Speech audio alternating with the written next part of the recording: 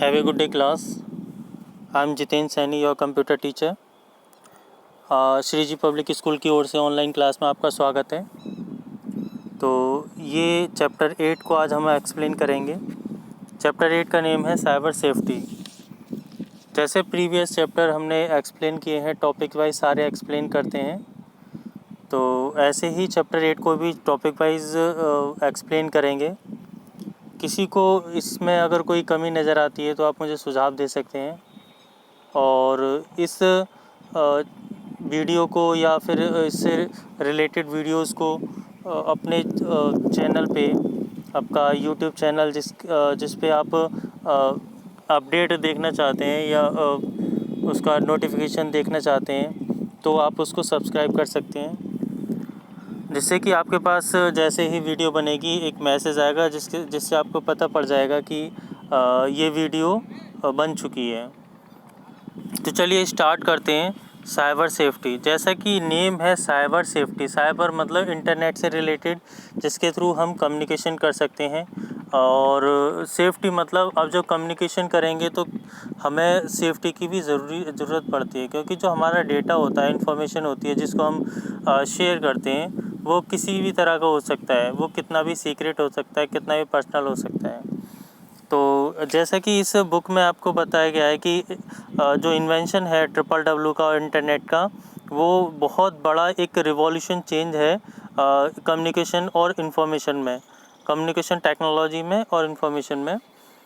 और इसको जैसे इससे पहले जब तक इस तरीके की टेक्नोलॉजी हमारे पास नहीं थी, तब तक हम क्या करते थे कि जितनी भी वर्क थे वो ऑफलाइन वर्क होते थे। यानी कि हमें कोई प्रोडक्ट परचेज़ करना है या अपना ट्रांजैक्शन करना है, या किसी भी तरीके की जो प्रोसेसिंग आजकल हम ऑनलाइन करते हैं, वो सारी प्रोसेसिंग ऑफलाइन होती थी, जिसमें टाइम, मनी और रिसोर्सेज भी बहुत कंज्यूम होते थे।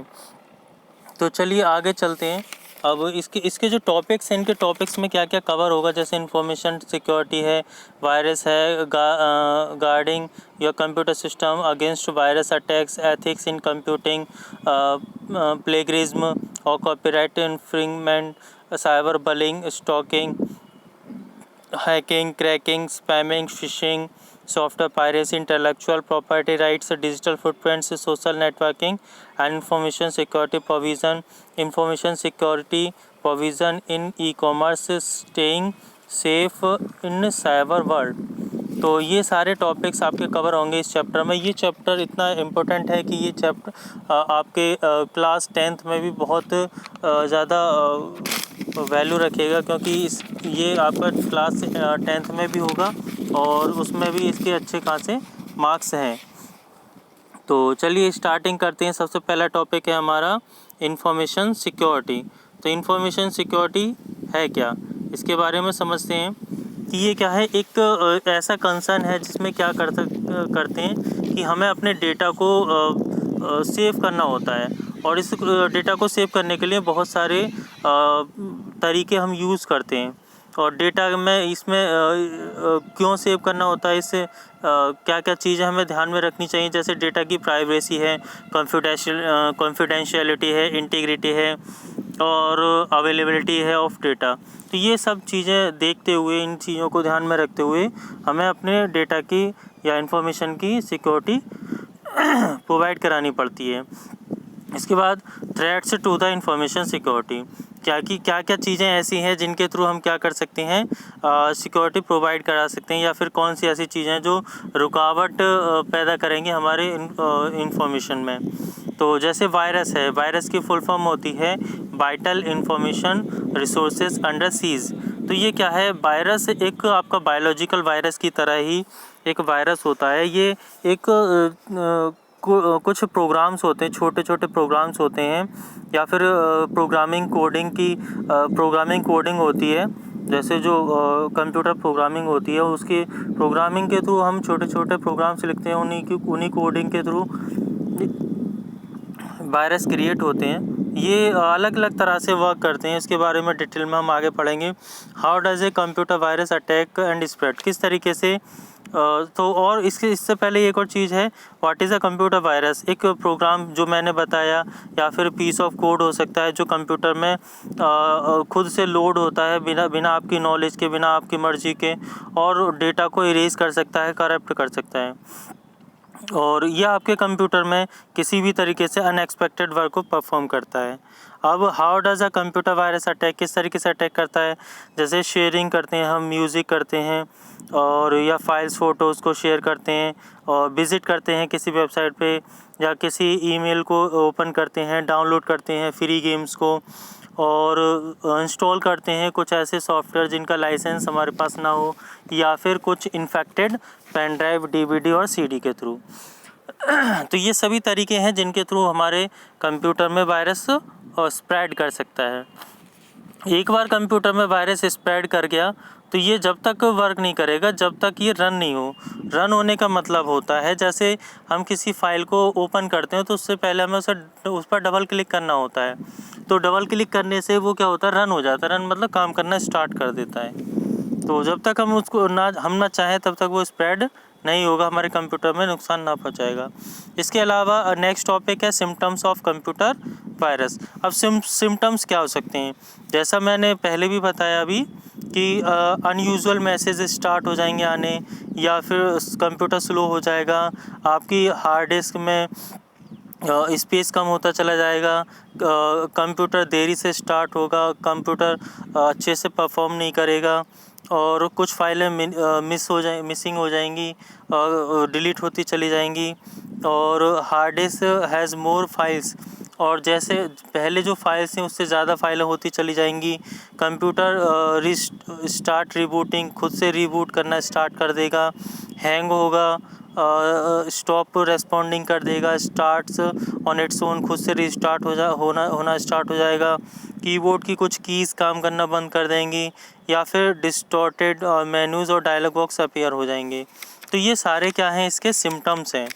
तो इन सिम्टम्स जैसे जब कभी भी आप इस तरीके के सिम्टम्स को देखेंगे या सुनेंगे या समझेंगे या महसूस करेंगे तो ये समझ लीजिए कि आपके कंप्यूटर में वायरस आने के चांसेस हैं या वायरस आ चुके हैं। इसके बाद hazards caused by a computer virus. अब क्या क्या नुकसान हो सकते हैं, जैसे कंप्यूटर को तो नुकसान करता ही करता है, किस तरीके से, डैमेजिंग प्रोग्राम, डिलीटिंग फाइल्स, और इवन रीफॉर्मेटिंग द हार्ड ड्राइव। तो हार्ड ड्राइव को भी रीफॉर्मेट कर सकता है, नेटवर्क इशू भी क्रिएट कर सकता है कि नेटवर्क स्लो हो जाएगा, या फिर लेस हार्मफुल और क्या कंप्यूटर को क्रैश भी कर सकता है। इसके बाद टाइप्स ऑफ कंप्यूटर वायरस। अब कंप्यूटर वायरस कितने टाइप्स के होते हैं, डिफरेंट टाइप्स के होते हैं, जैसे रेजिडेंट वायरस हो गया। तो ये क्या होता है, रैम में परमानेंट होता है, जैसे ही रैम परफॉर्म करना स्टार्ट करती है तो ये भी अपना परफॉर्म करना स्टार्ट कर देता है, यानी कि फाइलों को करप्ट करना स्टार्ट कर देता है। जैसे इसके एग्जाम्पल हो सकते हैं, जेरूसलम है, 1/2 है, मैजिस्टर है, जंकी है, स्टैनबर्ग है। इसी तरीके से इसके अपोजिट अगर कहें तो जैसे एक रेजिडेंट हो गया तो दूसरा क्या है, नॉन रेजिडेंट, यानी कि ये होता तो इसी तरीके का सिमिलर होता है, लेकिन रैम में नहीं होता, ये एक मॉड्यूल में होता है। मॉड्यूल क्या होता है, जो प्रोग्रामिंग कोड होते हैं वो उसमें छोटे छोटे प्रोग्राम बनाए जाते हैं, उनको मॉड्यूल बोलते हैं। तो ये समझ लीजिए कि जो प्रोग्राम है उनके उसमें छोटे छोटे कोड्स होते हैं, और छोटे कोड को मॉड्यूल बोलते हैं। उन मॉड्यूल में छिप जाता है एक तरीके से, और फिर उस इंटरनली वर्क करता रहता है। इसके बाद प्रोग्राम वायरस। जो प्रोग्राम वायरस होते हैं वो क्या होते हैं, एक्सटेंशन वाली फाइल्स में वर्क करते हैं, यानी कि उनको उन्हीं के अकॉर्डिंग बनाए जाते हैं। जैसे .ext, ये जो एक्सटेंशन है .exe, .com, .sys, .ovl, .scr, ये क्या है, इस तरीके की फ़ाइल जो होंगी, जिन फाइलों में लास्ट में ये एक्सटेंशन लगा होगा, सिर्फ उन्हीं को क्या करेंगी, नुकसान पहुंचाने की कोशिश करेंगी। और ये क्या होते हैं, वायरस बिकम एक्टिव, जब हम क्या करते हैं, इन्फेक्ट होते हैं, जब हमारी फाइलें या हमारा कंप्यूटर इन्फेक्ट होता है तो ये फाइल एग्जीक्यूट हो जाती है और एक्टिव हो जाती है। तो इसके एग्जांपल क्या हो सकते हैं, संडे और कैस्केड। इसके बाद मैक्रो वायरस, ये क्या से होते हैं, ये एक तरीके की प्रोग्रामिंग के थ्रू क्रिएट होने वाले होते हैं। वैसे तो सभी प्रोग्रामिंग के थ्रू होते हैं, लेकिन क्या होते हैं, सेट ऑफ कमांड्स होती हैं इसमें, जो क्या करती हैं, एग्जीक्यूट होती हैं बाद में, और डेटा फाइल्स को इफेक्ट करती हैं, स्प्रेड होती हैं, बहुत तेज़ी से स्प्रेड होती हैं, लेकिन कब होती हैं, जब इसको शेयर किया जाए। और इसके एग्जांपल क्या हो सकते हैं, कंसेप्ट और न्यूक्लियर। इसके बाद ट्रोजन हॉर्स होते हैं, ये क्या होते हैं, for passing the users data to someone else. जब आप यूज़र के डेटा को पास किया जाता है किसी और को, तो ये मूव करते हैं।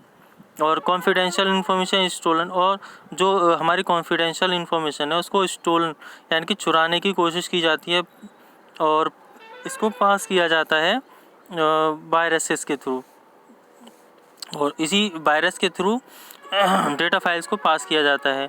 यूज़र शेयर करता है जो इन्फेक्टेड डॉक्यूमेंट्स को, तब ये आप बहुत तेज़ी से काम करना स्टार्ट कर देते हैं। इसके बाद इसके एग्जाम्पल क्या हो सकते हैं, कंसेप्ट और न्यूक्लियर। इसके बाद है मेलवेयर। मेलवेयर क्या होते हैं, एक मेलवेयर की फुल फॉर्म आप समझ सकते हैं कि मैलिशियस सॉफ्टवेयर। मैलिशियस मतलब जो कंप्यूटर को नुकसान पहुंचाएंगे किसी भी तरीके से, तो ये क्या कर सकते हैं, कंप्यूटर को स्लो डाउन कर सकते हैं, नेटवर्क को स्लो डाउन कर सकते हैं। इसके बाद स्पाईवेयर। स्पाईवेयर भी एक तरीके के मेलवेयर ही होते हैं, जो क्या करते हैं, किसी और को सेंड किए जाते हैं कुछ इन्फॉर्मेशन को चुराने के लिए। जैसे इसमें क्या क्या इन्फॉर्मेशन को चुरा सकते हैं, जैसे ईमेल के पासवर्ड है, क्रेडिट कार्ड का पासवर्ड है, एटसेट्रा। इसके बाद आता है वॉर्म्स। वॉर्म्स क्या होते हैं, this virus is a program. ये क्या है, प्रोग्राम है, और रिप्रोड्यूस होता है, स्प्रेड होता है इटसेल्फ, और help of the computer network. किसी मतलब कंप्यूटर नेटवर्क के थ्रू क्या होता है, ये भी स्प्रेड होता है, और खुद से भी स्प्रेड होता रहता है, और does not cause direct damage. ये डायरेक्ट डैमेज नहीं करता, और लार्ज अमाउंट ऑफ मेमोरी ये कंज्यूम करता रहता है। और इसके वायरस, इस वॉर्म्स के होने से अपने वर्क को करने में प्रॉब्लम आती है। और बूट वायरस क्या होते हैं, ये बूट सेक्टर में होते हैं। बूट सेक्टर क्या होता है, हार्ड डिस्क का जो मिड एरिया होता है गोल सर्कल वाला, उसको बूट सेक्टर बोलते हैं। जब सबसे पहले स्टार्टिंग जो होती है डेटा को रीड करने की, वो यहीं से होती है। और इसके एग्जांपल होते हैं डिस्क किलर या स्टोन्ड वायरस। इसके बाद guarding your computer a system against virus attack. अब कैसे आप अपने कंप्यूटर को गार्ड कर सकते हैं, हमको पायरेटेड सॉफ्टवेयर इंस्टॉल नहीं करनी चाहिए, और अपडेट करना चाहिए एंटीवायरस। एंटीवायरस को इंस्टॉल करो, फिर अपडेट करो, और समय समय पे अपडेट करते रहना चाहिए। अवॉइड करना चाहिए हमें किसी भी ऐसे सॉफ्टवेयर को इंस्टॉल करने से जिसके बारे में हमें पूरी जानकारी ना हो, और किसी और को ऑफलाइन या ऑनलाइन एक्सेस नहीं देना चाहिए, बैकअप रखना चाहिए, और सिर्फ उसी को परमिशन देनी चाहिए जो हमें मतलब जिस पे हम विश्वास कर सकते हैं। या फिर किसी भी ऐसे सॉफ्टवेयर को डाउनलोड नहीं करना चाहिए जिसके बारे में हमें जानकारी कम हो या ना हो। इसका content, unreliable content should not be download, और ये हो गया। इसके बाद install a free firewall program. Firewall program को हमें ऑन करके रखना चाहिए, जिससे ही क्या हो, अनवांटेड पर्सन एक्सेस ना कर सके। और एंटी स्पाईवेयर को हमें इंस्टॉल करके रखना चाहिए, जैसे कि विंडोज़ डिफेंडर होता है। इसके बाद इंस्टॉलिंग फायरवॉल। फायरवॉल मतलब वही होता है जो नेटवर्क में हमारे कंप्यूटर को अदर पर्सन से सेव करके रखता है। इसके बाद installing an antivirus software. Installing मतलब क्यों करते हैं हम इंस्टॉल एंटीवायरस को, वायरस से बचने के लिए हम एंटीवायरस सॉफ्टवेयर को इंस्टॉल करते हैं। तो एंटीवायरस सॉफ्टवेयर कोई भी आप यूज़ कर सकते हैं, जैसे कैस्पेस्काई है, वीरा है, एवीजी है, मैकेफी है। तो ये बहुत सारे ऐसे 360 टोटल सिक्योरिटी है, बहुत सारे ऐसे सॉफ्टवेयर आते हैं, आप इनको किसी को भी यूज़ कर सकते हैं। इसकी चार्जेस भी उसी के अकॉर्डिंग होते हैं, जितनी ज़्यादा क्वालिटी होगी उतनी ज़्यादा चार्जेस होते हैं इसके बाद strengthening antivirus by updating virus definition. और जैसे ही हम उसको एंटीवायरस को अपडेट करते हैं तो वो और ज़्यादा पावरफुल हो जाता है और वायरस को आने नहीं देता। इसके बाद यूजिंग फ्री एंटीवायरस सॉफ्टवेयर। आप फ्री एंटीवायरस सॉफ्टवेयर को भी यूज़ कर सकते हैं, जैसे मैकअफी है, पैंडा है, कैस्पेस्का है, Avira, AVG, Norton, Bitdefender, Quick Heal, Avast. तो ये कुछ समय के लिए आपको अवेलेबल हो जाएंगे ऑनलाइन।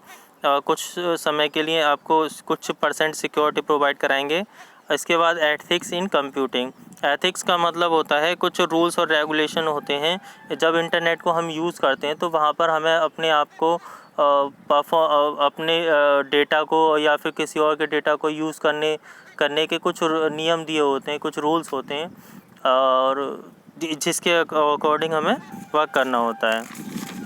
इसके बाद आता है नेक्स्ट प्लेगरिज्म और कॉपीराइट इन्फ्रिंजमेंट। तो अब प्लेगरिज्म क्या होता है, ये लैटिन वर्ड है और इसका मतलब होता है किडनैपिंग। यानी कि आप किसी और के एक्ट को क्या करेंगे, किसी और के पर्सन की राइटिंग है या फिर कुछ कन्वर्सेशन है, सॉन्ग है, आइडिया है, अगर उसको उसकी बिना मर्ज़ी के या बिना किसी क्रेडिट के आप उसको यूज़ करेंगे तो ये क्या होगा, एक प्लेगरिज्म कहलाएगा। इसके कई तरीके हैं, जैसे डायरेक्ट और कंप्लीट प्लेगरिज्म। इसमें बिना उसकी परमिशन के उसके पूरे विदाउट मेकिंग एनी चार्जेस, किसी चार्जेस के दिए बिना आप ओरिजिनल वर्क को आप यूज़ कर लेते हैं। तो उसमें वो क्या होता है,